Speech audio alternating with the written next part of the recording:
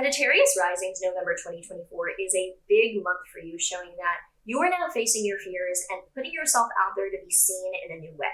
So if you are excited to dive into what exactly you can expect this November for you based on your rising sign, make sure that you like, subscribe, and hit that notification bell so that you are always up to date with what the stars have in store for you. If you're new here, hi, I'm Maren. I make videos on astrology, and also I have music out, so you can check out all my things linked down below. If you want a private reading from me, I also offer those. So first, we're going to dive into the overall astrology of the month, and then we will pull a tarot card to see what other energy can inform us about what's coming up for you. So we're starting out the month on the 1st with a new moon in your Scorpio 12th house of mental health. A new moon in the 12th house is going to show you starting something new around mental health. Could be entering like a recovery, rehab, or health-based program.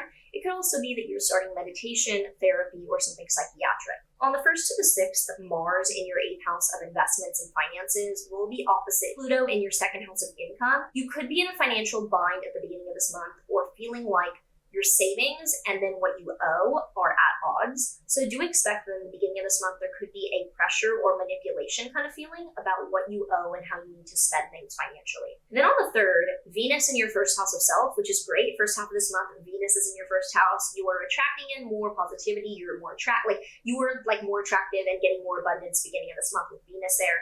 It's going to be opposite Jupiter in your 7th house, which is great for relationships. It actually shows that a prominent relationship in your life is doing really, really well and growing in the beginning of this month. And on the 4th, Mars will be entering your Leo 9th house of long distance travel or education.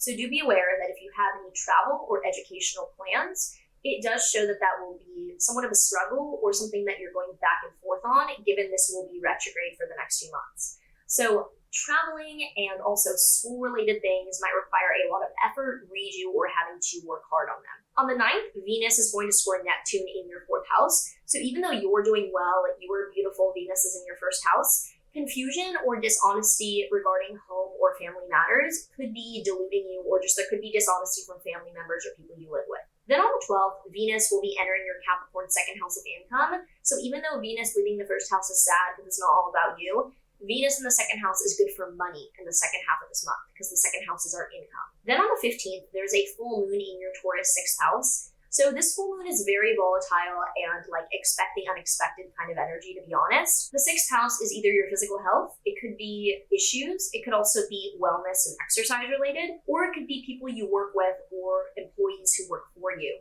This shows something suddenly being revealed, coming out, flaring up, or being revealed about either of those things.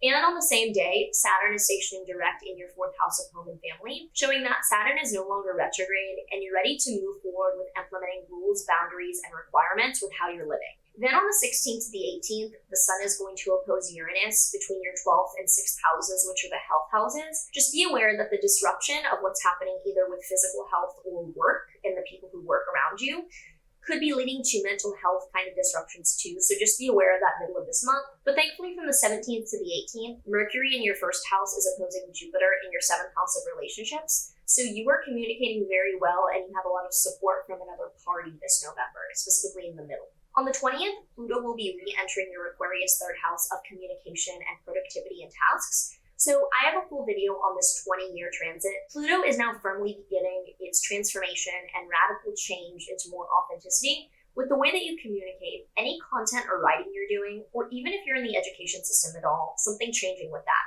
Then on the 22nd, the Sun is entering your 1st house. So the Sun going from the 12th to the 1st house shows that during Sag season, attention is on you and you feel more vibrant and extroverted. On the 26th, however, Mercury will be stationing retrograde in your Sagittarius 1st house, which could show that you are having to go inward, rethink communication, or simply just experiencing communication troubles where you're having to redo or revise or edit things that you've written or communicated about. But on the 30th, there's a new moon in your 1st house, and this shows a new beginning around your appearance, your aesthetic, something changing for you, or that you're just ready to be out and about and you're making a statement in a way about your character.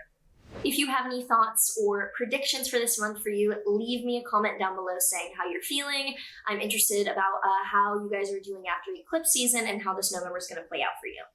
The tarot card that we have here for Sag Risings this November is the 8 of Swords. So the 8 of Swords shows a guy that's bound up. This basically shows you are not ready to make the decision now, that you are unable to actually make that decision. So if it feels like there's something kind of coming up for you with probably related to mental health, physical health, like those things. You don't need to make a decision right now. It shows that even though something suddenly is happening, you don't have to be held accountable for like doing something right now. If you enjoyed this, make sure that you give me a like and make sure that you subscribe. A little over 50% of you guys are, so if we could get closer to like 100, that would be cool, you know? Otherwise, I wish you a very happy November, and I will see you later. Bye!